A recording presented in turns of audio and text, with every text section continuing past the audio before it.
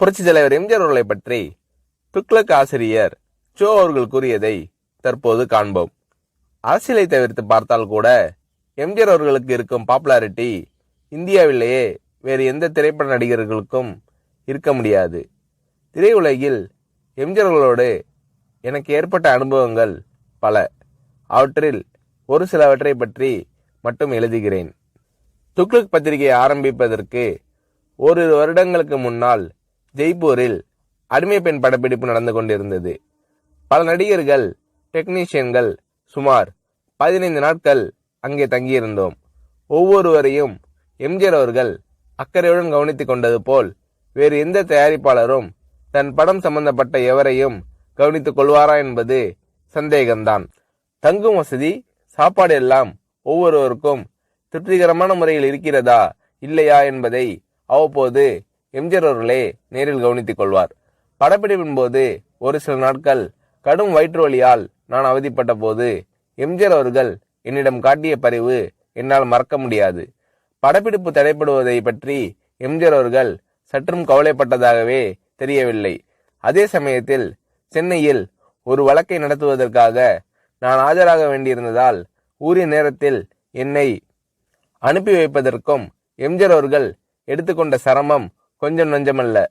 எனக்கு வயிற்று வலி குணமான பிறகு கூட என்னை படப்பிடிப்பிற்கு அழைக்காமல் என் நண்பர்களை அழைத்து உண்மையிலேயே அவருக்கு குணமாகிவிட்டதா, இல்லை ஷூட்டிங் தாமதமாகிறது என்ற காரணத்திற்காக குணமாகிவிட்டது என்று கூறுகிறாரா என்று விசாரித்து கொண்டார் எம்ஜிஆர் அவர்கள்.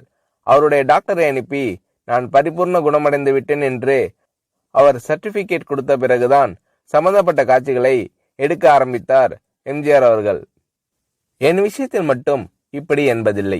எல்லா நடிகர்களுக்கும் டெக்னீஷியன்களுக்கும் ராஜ உபசாரம்தான்.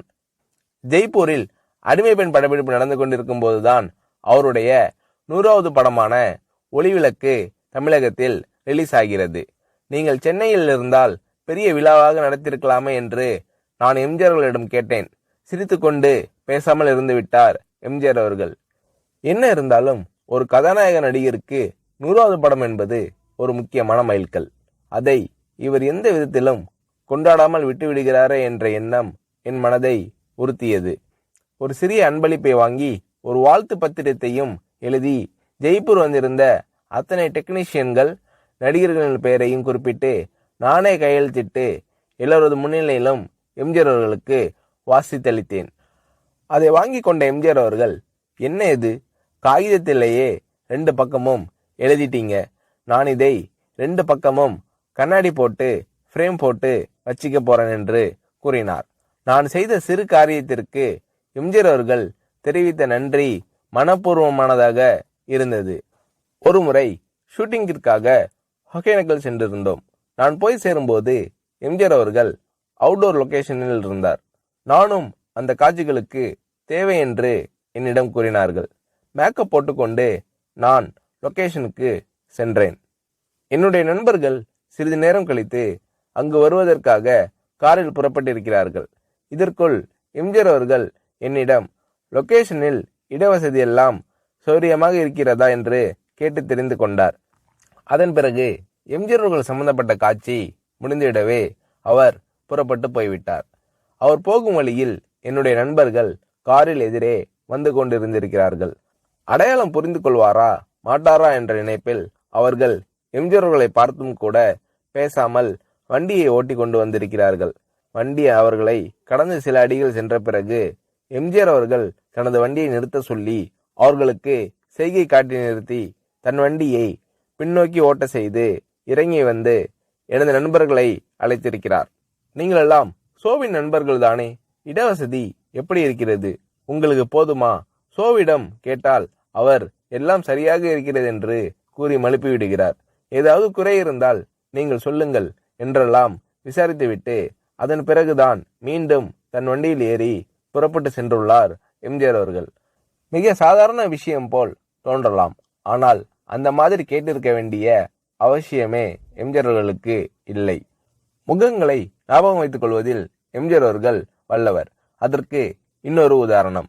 எம்ஜிஆர் அவர்களுடன் சத்யா ஸ்டுடியோவில் ஷூட்டிங்கில் கலந்து கொண்டிருந்தேன். என்னுடைய நண்பர் நீலு சில ஆண்டுகள் கல்கட்டாவில் தங்கிய பிறகு அன்றுதான் சென்னைக்கு திரும்பினார். என்னை பார்க்க சத்யா ஸ்டுடியோவிற்கு வந்தார். நான் அவரை எம்ஜிஆர் அவர்களுக்கு அறிமுகப்படுத்தி வைத்தேன். எனக்கு தெரியுமே, உங்கள் நாடகத்தில் இவர் நடித்ததை நான் தான் பார்த்திருக்கிறேனே என்றார் எம்ஜிஆர் அவர்கள்.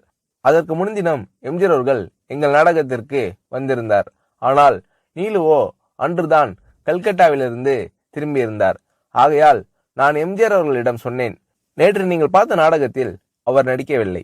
கல்கட்டாவிலிருந்து இன்றுதான் சென்னைக்கே வந்திருக்கிறார் என்றேன். எம்ஜிஆர் அவர்கள் என்னை கேட்டார், நேற்று நடந்த நாடகத்தில் பார்த்தேன் என்று நான் சொன்னேனா? 3 ஆண்டுகளுக்கு முன்னால் திருவல்லிக்கேணியில் என்கேடி கலா மண்டபத்தில் மனமொரு குரங்கு நாடகத்தில் ஒரு அடங்கா பிடாரி மகனின் தந்தையாக அரிசி வியாபாரியாக நடித்தவர் இவர்தானே, அதைதான் நான் சொன்னேன் என்றார் எம்ஜிஆர் அவர்கள். நானும் சரி, நிலுவும் சரி, இதை எதிர்பார்க்கவில்லை. இவ்வளவு ஞாபக சக்தியா என்று வியந்தோம்.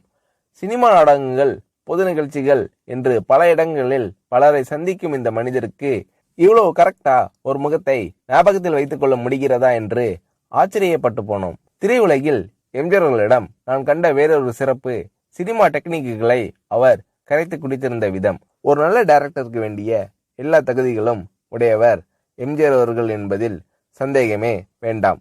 சண்டை காட்சிகளை படமாக்குவதில் வல்லவர் எம்ஜிஆர் அவர்கள் என்று கேள்விப்பட்டிருக்கிறேன். சில சமயங்களில் டைரக்ஷன் எம்ஜிஆர் என்று விளம்பரப்படுத்தப்படும் படங்களை பற்றி சிலர் வேறு யாரையாவது டைரக்ட் செய்ய சொல்லிவிட்டு அவர் தன் பெயரை போட்டுக் கொண்டிருப்பார் என்று கூற நான் கேள்விப்பட்டிருக்கிறேன். இது வெறும் பிதற்றல். இன்னும் சொல்ல போனால் பல சமயங்களில் எம்ஜிஆர் அவர்கள் படங்கள் வேறு டைரக்டரின் பெயரில் வெளிவரும்போது கூட அவற்றிலும் பல காட்சிகளை எம்ஜிஆர் அவர்களே டைரக்ட் செய்திருப்பார்.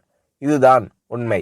எம்ஜிஆர் அவர்கள் செய்துள்ள தான தர்மங்கள் ஏராளம் என்பது எல்லோருக்கும் தெரியும். தவிர எந்தவிதமான விளம்பரமும் இல்லாமல் எம்ஜிஆர் அவர்கள் செய்துள்ள உதவிகளும் அநேகம் உண்டு.